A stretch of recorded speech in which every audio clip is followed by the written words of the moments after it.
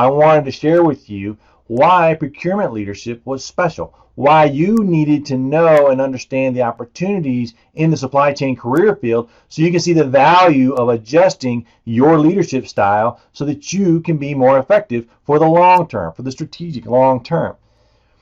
And that's what we're going to talk about today. We're going to talk about why procurement leadership is different and why we want to make sure that we're focused on the right strategies for the long term. When we're working with a company, when we're working with a vendor, when we're working with an internal customer, we want to be in a strategic relationship, which means we have to have strategic communication. We're working with them for the long term so that when you need something, they need you as well, so that you work together, constantly aligning your needs with their needs. And again, I want to thank those that were able to join us during the last video because it was really interesting, and I've enjoyed looking at the comments and interacting with you, those who had questions, and asking me questions and responding back to those answers and providing that. And why is it important to have different leadership areas? Because based on my experiences, when I first got started in the supply chain career field, I was put in charge of an account that had over $8 million in discrepancies. I mean, this was $8 million of things they just had no idea where. They weren't in control of what was going on. And when I first came in charge, I was like, okay, my career up to this point has been telling people what to do. If I decided I wanted to get it done, it was going to get done one way or another. But when I came into the supply chain career field, it was a different story. It was a matter of influencing people, building consensus, creating trust, creating an atmosphere that allowed us to work together. And that's why it was different than what I had been taught up to that point. I had to learn how to work with people without having direct authority to tell them exactly what to do. Instead, they had to trust and know that what I was doing was going to help them. And it was frustrating at first. I had to jump through fires, react, constantly jumping from one thing to the next and saying, we got to have this, and I would jump and get that done. We got to go get that, and I would jump and get that done. And it was just insane. We would be up in the middle of the night sometimes working on filling requirements so they could have that stuff to meet their needs, the customer needs. And it just got maddening. I was like, this is just insane. There's got to be a better way. And I realized there was. And the way was to be more strategic in my understanding of what their needs were for the long term. So I had to build a relationship, not based on combative expectations, like you're going to do what I said or else. Instead of saying, what are your true needs? Let me understand what those needs are so that when you need something, I can provide it to you. And not when you want it yesterday, but instead when you need it 4 weeks from now, 4 months from now, I'm already working. So when you say, hey, where is it? I'm saying it's right here. And the only way I could do that was learning what their true needs were. And sometimes it was, I got to have this now. Other times is, I got to make sure things are right. Well, that, it depended upon what it was. So I started to learn what their personalities were. I started to understand who they were, what they needed, not just in the terms of the tangible things, but in terms of the intangible things, the communication they needed, the data they needed, the information that they wanted so they could make a decision. Sometimes it had nothing to do with data. It had everything to do with trust and relationship. They were like, Randy, I trust you to get this done now, so just take care of it. And I'm like, oh, perfect. That's where I wanted to be. And they understood what I needed. I understood what they needed, and we had expectations aligned together to where I met their needs for the long term. Our reality, as you know, is very similar. A lot of us work in shops where we're constantly jumping through hoops, pulling and tug of war and trying to figure out who's going to do right, getting frustrated with all the different information we have to go through, and really just saying, what is going to happen? It's constantly, we're in an arm wrestling contest trying to figure things out. Somebody's trying to make us do something, which we can do. It's just we have a process we have to go through. And that's what we want to do, is work on people understanding what that process is so that we can have the right goals in place. That we're working with a team that's all focused on the long-term strategic understanding of what's benefit for the entire company, for the entire organization. That we're building the pyramid with them, and we're the folks underneath the guy on top. The gal on top, working with them so that they have what they need to be successful. Without us, they never stand on top of the pyramid, which is understandable. It's part of what we do and why we do that. But to understand everyone as part of that pyramid, working with each one of those people so that they're happy to work with you, they want to work with you, and they look forward to seeing you next, is understanding what their personalities are. And to get to that point, we really want to understand the opportunities you have as a supply chain professional. So what's so special about supply chain leadership, procurement leadership? So you can see the business impact of successful procurement leaders. What you're going to learn today is opportunities in the supply chain career field. And I'm going to explain to you what's special about procurement leadership so you can see the impact of successful procurement leaders. When you start to look around your organization and try to figure out who do I model, you know what to look for. Who do you want to look for? Do you want to look for the person who's necessarily been in place for 25 years? Or do you want somebody that knows how to get things done and they're constantly moving up the ladder? Somebody to watch, somebody to be your mentor, and how to model those leadership styles so that you can build long-term relationships. What are the opportunities in the supply chain career field? There's a lot of them. If you could answer that question, why is there an opportunity for you in the supply chain management career field? What would you say? Why is there an opportunity for you? I can share with you that lately when oil prices dropped, one of the first things these major oil companies said is they're going to look at their supply chain to determine how they're going to remain profitable. Prices had dropped. They didn't go to operations to find more oil to be more profitable. They went right to their supply chain to say, hey, this is where our expenses are. If we manage these better, we're going to maintain the profitability we've had for the last 5 years when we had a significant boom. When there was a tragedy in Japan, when the tsunami hit, it affected the supply chain. All the parts coming from Japan getting into the supply chain over here to manufacture things. That stopped. When there was a volcano in Greenland and it shut down the supply chain from Europe into the United States, that was all about supply chain. And if you understand how to manage the supply chain, you are a valuable asset, a strategic asset for your company. Because when we're companies, you think about CEOs, there's a recent survey done by PricewaterhouseCoopers where they surveyed their folks and they found that over 83% of CEOs did not have a plan when there was a tragedy in their supply chain. 85% of these CEOs had no idea how to optimize their supply chain. They just didn't know. 83% didn't know how to optimize their supply chain. 85% couldn't manage their disasters if they had one. So just looking at this, over 80% of the CEOs have no idea what impact their supply chain can have on their organization. Now, is that a problem or an opportunity? I would say it's an opportunity for you to get a foothold in this career field and really go a long way, to come out of the back room and into the boardroom in a way that's strategic in nature. And the only way to do that is, again, building relationships. When you have a successful supply chain, you're looking for companies that are successful with their supply chain. So what happens when a company manages its supply chain? What happens? Think about it. Are you able to get stuff on time? Are you able to meet your customers' needs? Are you able to deliver results consistently? Yes, yes, yes, yes. And when we look at the numbers, we find out that companies that manage their supply chain are 73% more profitable than companies that do not manage their supply chain. Again, opportunity for you in this career field. When you start to look at what do we invest in those supply chains, when we invest in anything in our supply chain, we see a 40% return on that investment because of greater productivity, more efficiency, greater cost savings. We don't call them cost savings anymore. We call them profit generation. Profit generation. So we see a 40% ROI when we start to invest in our supply chain initiatives. And we have this number, 2.5% equals 10%. What this number means, based on research from the Institute for Supply Management, is that a 2.5% reduced cost equals the same amount of profit as an increase in sales by 10%. Now, these numbers would vary based on your margins in your company, whether it's 2.5% or 10%, whatever it looks like. But the truth is that when you reduce your cost, it immediately goes to the bottom line. It immediately becomes profit for your company. When a salesperson makes significant sales, that is revenue for the company, but behind that revenue comes a bunch of expenses, which may turn out to be profitable or not. So in addition to this, how are your sales folks measured? How are they measured on success? Revenue generated or sales? Sales, how does it look like? What does it look like? So what do you want to do? How are you going to work through that? When you define procurement leadership, why is it different? You're looking at different things. You're going to find out what's so special about procurement leadership. And what I can tell you is its definition is different than what you've been taught in most leadership schools. Most leadership training talks about being an authoritarian or diplomatic or some semblance or combination of the others.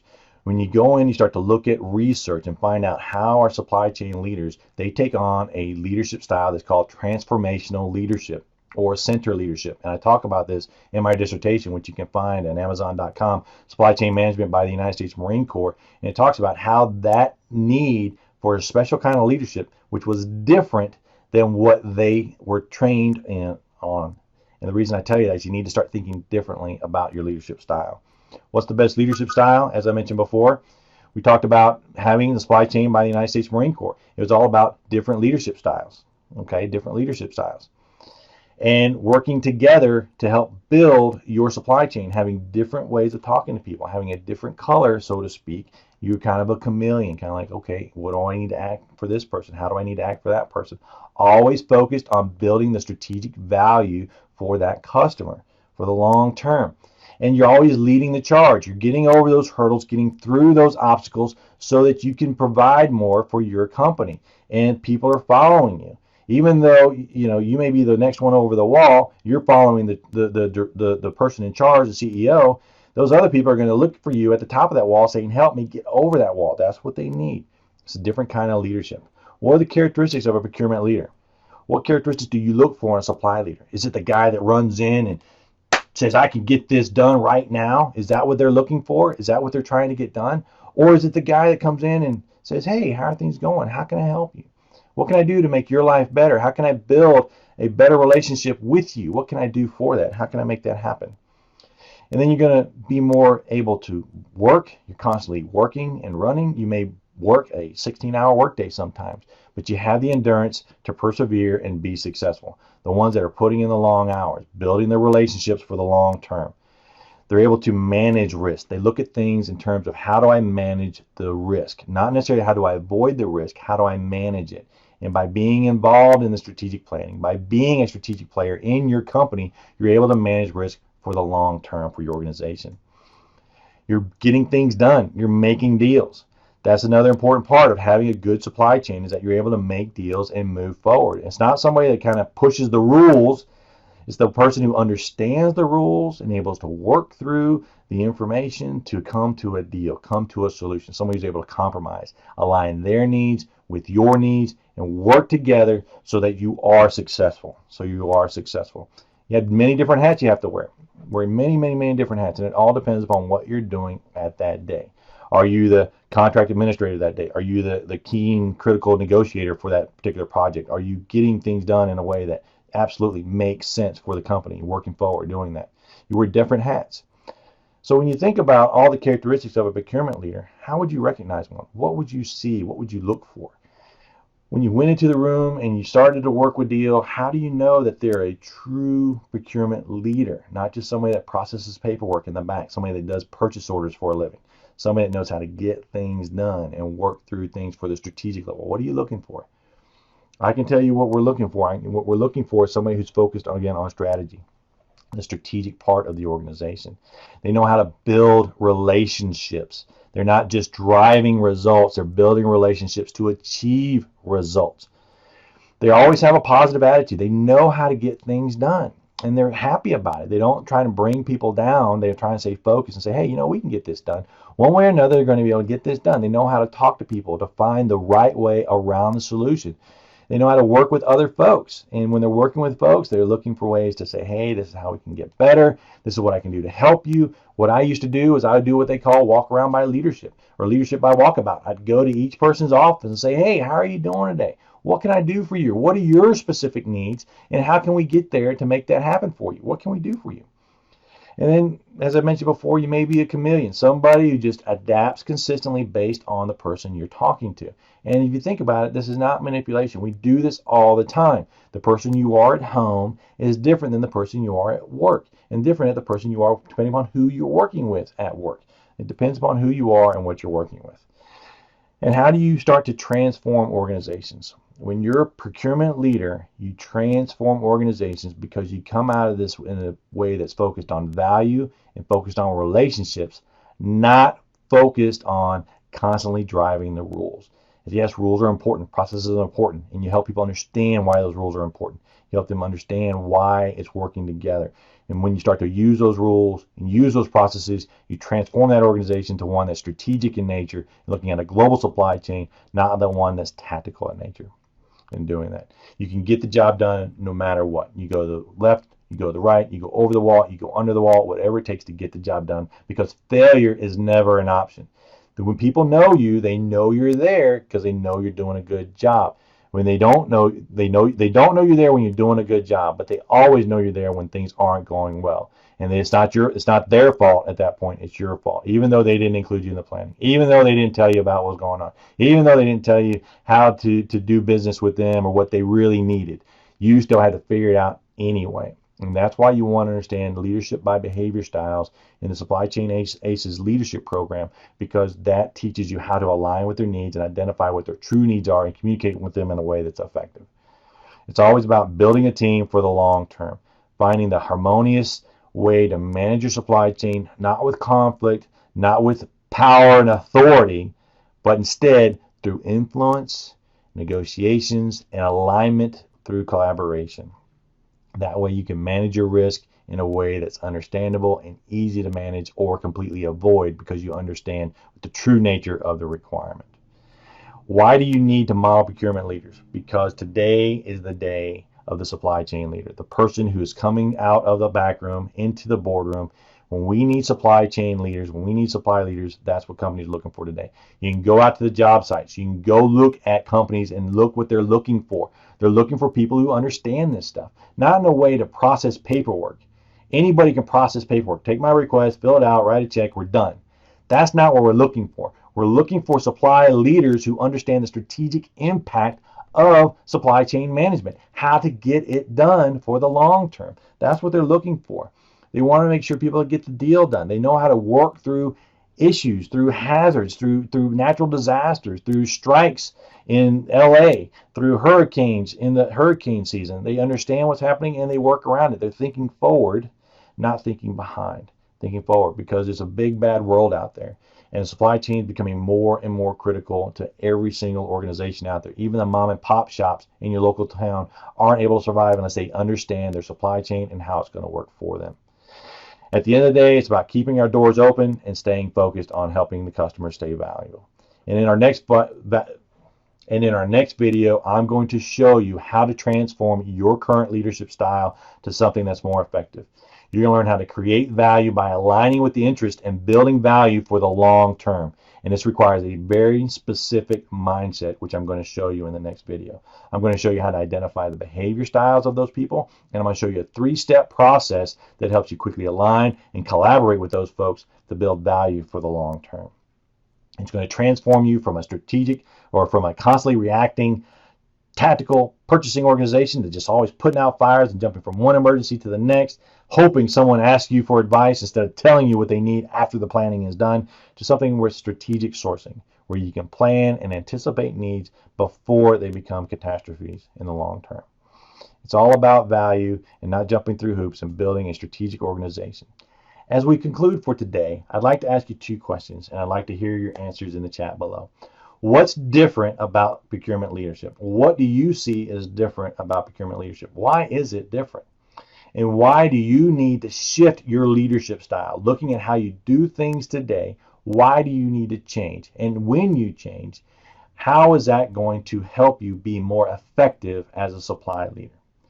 I appreciate your time today. Hopefully you've learned a lot and thinking about the opportunities you have in your career field today and how we're going to be able to transform your leadership style in the next video and really share with you what you can do now to make a huge impact for the future.